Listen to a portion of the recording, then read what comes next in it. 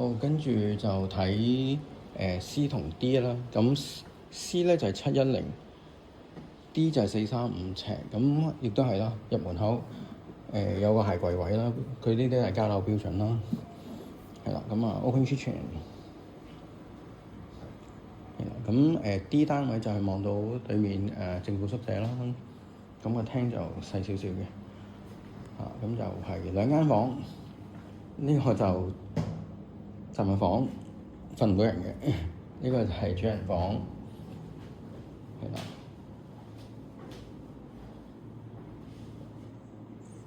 咁四四正正嘅間房都，咁就呢個就係 toilet 啦。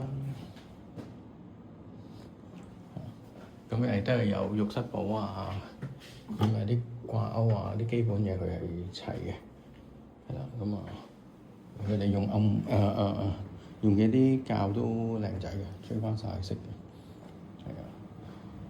咁就係開放式台面。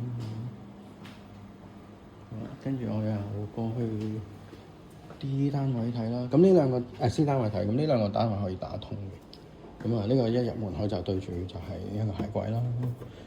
係啊，擺嘢嗰啲位啊嘛，全部都交樓標準齊晒喺度。咁呢邊就係佢鞋櫃係得由呢度到呢個位嘅啫。咁呢個 part 係雪櫃嚟嘅，嗰個廚房嗰個雪櫃位嚟嘅。咁都係開放式廚房。係啦，同樣呢邊係靚景啲嘅。咁因為呢邊係望大球場景。呢個就係主人房。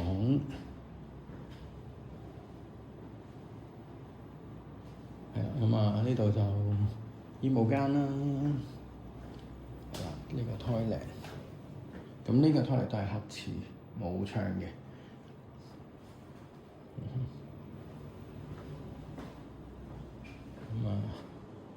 同樣呢個露台都係啦，向大球場嗰邊嘅，唔係好大嘅啫，有少少飄出去嘅露台。黑廁。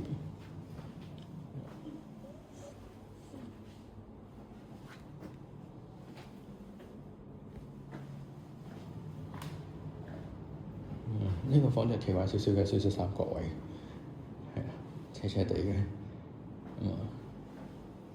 同樣地都係望返去中環嗰邊嘅，好開揚，非常之開揚。